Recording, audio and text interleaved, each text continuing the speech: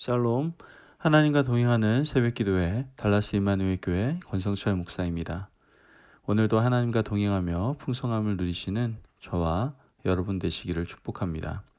오늘 말씀은 사무엘하 12장 26절에서 31절까지의 말씀입니다.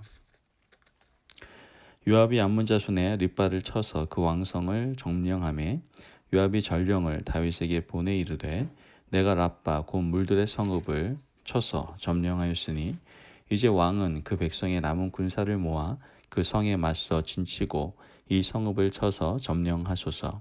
내가 이 성읍을 점령하면 이 성읍이 내 이름으로 일컬음을 받을까 두려워하나이다 하니 다윗이 모든 군사를 모아 랍바로 가서 그곳을 쳐서 점령하고 그 왕의 머리에서 보석 박힌 왕관을 가져오니 그 중량이 금 한 달란트라.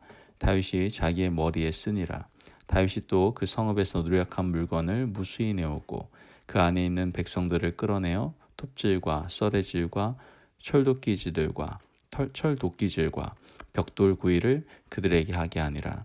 암몬 자손의 모든 성읍을 이같이 하고 다윗과 모든 백성이 예루살렘으로 돌아가니라. 아멘. 하나님의 말씀입니다. 우리가 보통 드라마를 보면요.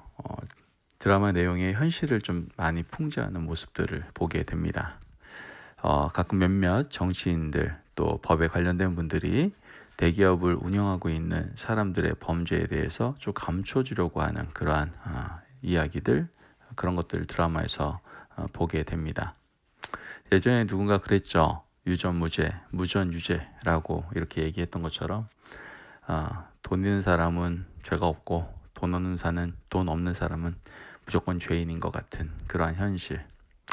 아마도 돈 있는 사람들이 정치인들 또는 법에 관련된 분들에게 돈으로 로비를 하다 보니까 거기에 유리한 판결과 또는 도움을 주는 것이겠죠, 아무래도. 그러나 결국 이러한 정치인과 법에 관련된 분들은 나중에 이 사실이 밝혀지게 되는 것을 보게 되고 그리고 그에 따른 또한 마지막의 안타까움을 또 우리에게 보여주게 됩니다. 왜 그렇다면 똑똑하다라고 하는 이러한 정치인들과 법에 관련된 분들이 이런 잘못을 알면서도 이렇게 할 수밖에 없었을까요? 이유는 간단합니다. 이미 정치인들과 그의 법에 관련된 몇몇 분들은 대기업 그 총수들의 돈을 받았고 돈에 의해서 또 자신들이 누릴 수 있는 권력도 맛보았기 때문이죠. 결국 그 돈과 권력에 매여서 안타까운 마지막을 맞이하게 되는 것이죠. 오늘 성경을 보면 다윗도 이러한 잘못을 범하게 된 걸 보게 됩니다. 우리가 그렇게 존경하고 사랑하는 다윗이 이러한 제가 앞서 말씀드린 이러한 일에 연결이 되어 있다는 것이 믿겨지지 않겠지만 이러한 잘못을 다윗도 범했습니다. 다윗은 자신의 왕권으로 죄를 가리려고 하는 모습을 우리는 보게 됩니다. 자기의 권력이라면 충분히 가릴 수 있겠다고 생각했겠죠. 어떤 사건입니까? 바로 우리아의 아내 밧세바 사건이죠. 남편이 있는 여인 밧세바를 범하고 난 이후에 밧세바가 임신 사실을 다윗에게 알리게 되죠. 그러자 전쟁 중에 있던 우리아를 다윗이 불러들입니다.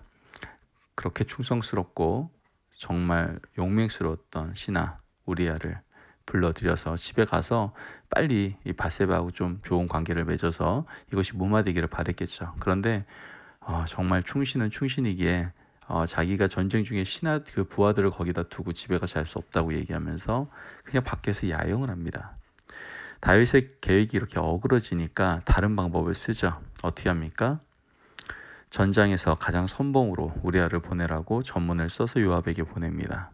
요압은 다윗의 명에 따라서 우리아를 선봉에 세웠고 우리아는 열심히 충성스럽게 싸우다가 죽음을 맞이하게 됩니다. 이렇게 끝나면 다 끝난 것이다라고 다윗은 생각했을 겁니다. 그래서 우리아가 죽고 난 이후에 장례가 다 끝날 때까지 기다렸다가 그 후에 밧세바를 왕궁으로 데려오죠. 아마 백성들이 볼 때에는 이 다윗 왕 정말 대단하신 분입니다. 존경받으시기 합당한 분입니다. 이렇게 생각했을 겁니다. 왜냐면은 자신의 부하의 아내를 받아준 거잖아요. 외롭고 과부가 될 것 같아가지고 불쌍하니까 이 아내 죽은 신하의 아내를 받아주는 그러한 왕. 얼마나 정말 사랑이 많고 자유로운 사람이라고 생각했겠습니까? 사람들은 그렇게 볼 수 있었지만 하나님은 다윗의 그 악함을 알고 계셨다는 것이죠.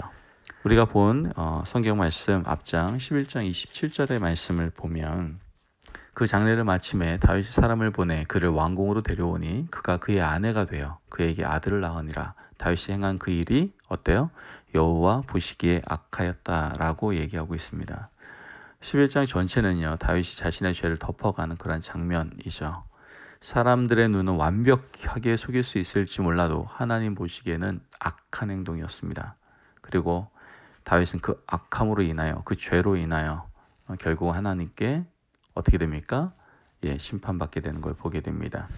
하나님 앞에서 악한 인생을 살아간, 어떻게 보면 그 순간을 살아간 다윗을 하나님은 깨닫게 하시기 위해서 나단 선지자를 사용하시는 걸 보게 됩니다. 그리고 나단 선지자가 이야기했던 것처럼 다윗에게 세 가지의 그러한 심판을 내리시는 걸 보게 되죠.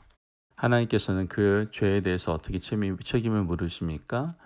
첫째는 다윗의 집에 칼이 떠나는 날이 없을 것이다 라고 얘기하시죠. 또한 두 번째로는 다윗은 은밀한 중에 이 일을 행했지만 다윗의 아내들이 대낮에 욕보임을 당하는 그러한 심판을 하게 됩니다.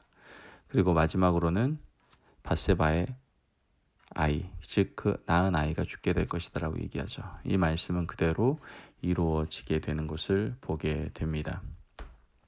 아마 이 죄를 짓고 난 이후 다윗은 아마 국정 운영하는 것도 상당히 좀 힘들지 않았을까라고 생각을 합니다. 오늘 말씀을 보면 요압이 암몬 자손의 립발을 쳐서 그 모든 것들을 점령하고 난 다음에 어떻게 합니까? 다윗에게 와서 이제 마무리하라고 얘기하죠. 물론 요압은 충성스러운 종으로서 다윗이 더욱더 이름이 나타나고 드러나기 위해서 와서 마무리를 정리하라고 얘기했을지 모르겠지만 다윗의 입장에서는 그런 생각도 들었을 겁니다.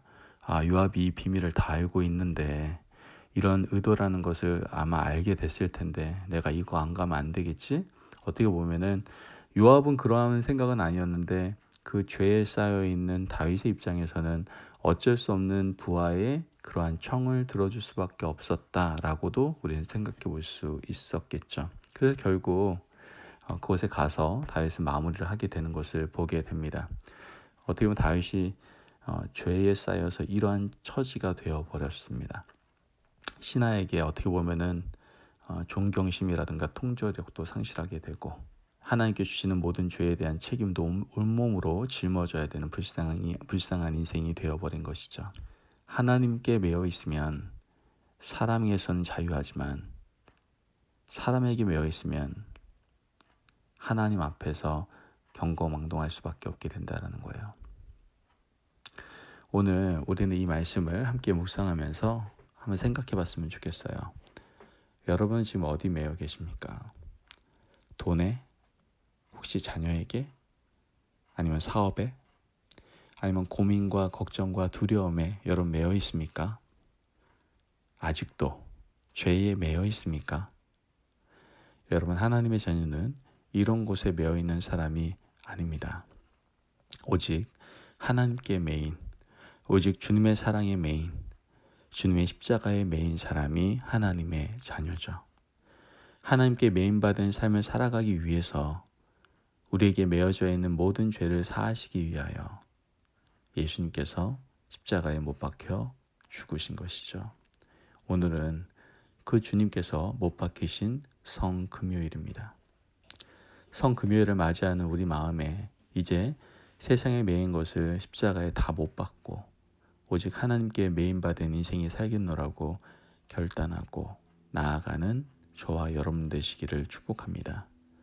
하나님께 매인받은 삶을 살아갈 때에 죄로부터 자유함, 삶의 소망과 희망이, 영생의 기쁨이 우리에게 넘치게 될 줄을 믿습니다.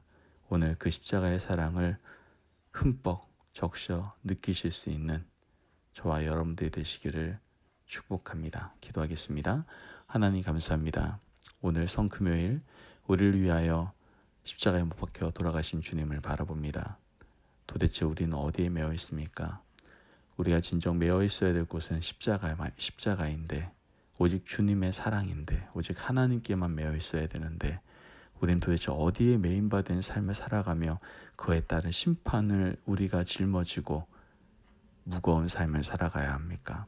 주님, 오늘 시간에 주님의 십자가에 매인받은 인생이 될 수 있도록 도와주시고, 삶 가운데 진정한 자유함과 기쁨을 다시 회복하게 하여 주시어 하나님 자녀답게 우리가 살아갈 수 있도록 축복하시고 함께하여 주옵소서. 우리를 위하여 십자가에 못 박혀 돌아가신 그 주님의 놀라우신 사랑을 다시 한번 감사와 영광을 돌리며 예수님의 이름으로 기도합니다. 아멘.